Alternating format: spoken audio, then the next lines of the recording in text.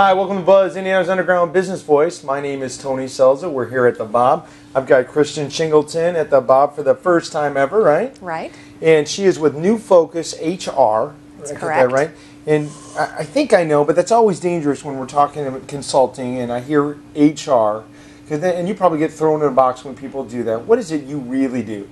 Provide HR services to help companies attract, motivate, retrain, and retain their workforce. Okay. So those services would be things like recruiting Okay. and staffing, Okay. anything employee relations oriented, Okay. HR compliance, Okay. compensation, and training and development. So what is the pain words that usually get you pulled into the conversation, right? Sure. What is that? What are you brought in to solve? I'm brought in many different ways. Okay. Some small to medium-sized organizations that don't have an HR department Okay. will bring me in to help develop that HR infrastructure. Sure, almost like a staff augment at that point for their HR department. Okay. Absolutely. Or their HR VP for hire. Correct. Okay. Correct. Or in a situation where they have an HR department and have the expertise to start their own infrastructure, but they may not have the expertise in compensation or training development or a specific HR compliance area, then they'll hire me on a project basis. Wow, awesome. And so who is your ideal client for that? If you know how we're always banging on you for a niche, right? Correct. And trying to really distill down what is that, who does that look like? What would you say it is for you? My ideal client is the company that has between 25 and 250 employees. Okay. The market really is broad. I would tell you that in the last 18 months to 2 years, I've been in utilities, manufacturing, healthcare, the customer service industry, just to name a few. Any ones that you particularly like to work with more than others?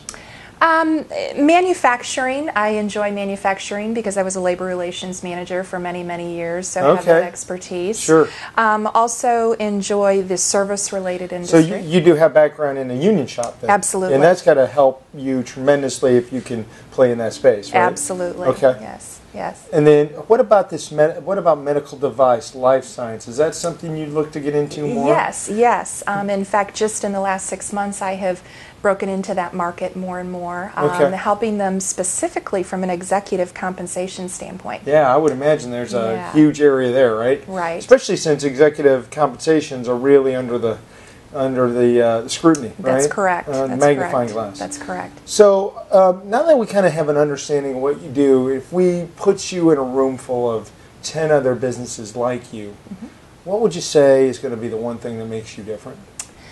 My experience, my 25 years worth of experience in the HR field. You started when you were 5? Yes, thank you.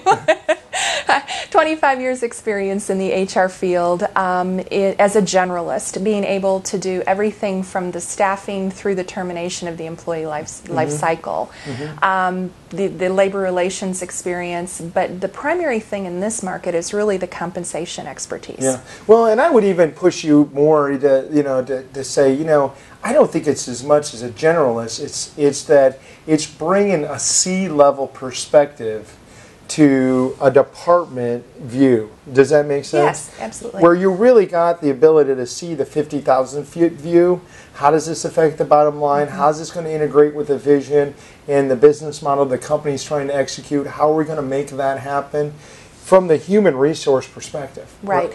Most human resource departments are non-revenue generating. Amen. So my goal is to go into an organization and help them achieve better resource in their human resource function, technically speaking, so that they add value to the bottom line. I had a friend that used to say, I need somebody with a P&L perspective in a department that doesn't necessarily deal from the P&L. That's correct. And I think that's what you bring to the party as a position. Yes.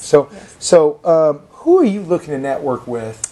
I like to meet CFOs or people that work with CFOs, CPAs, sometimes small business attorneys, business consultants. We seem to be meeting the same people in the marketplace. So people who target the CFO, people who are really the strategic advisor, and that's a phrase we wear out a lot at Rainmakers, but reinforcement is the mother of training. So I think it's so important that all the strategic advisors find their bonds, find their teams of people that have the augmenting value to what they bring.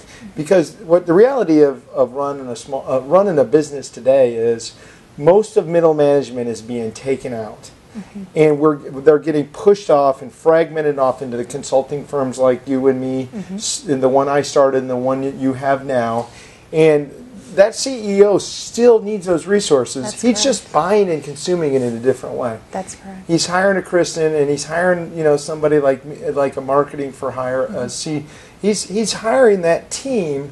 And if we understand that and refer each other, that can be a really powerful strategic connection. Absolutely.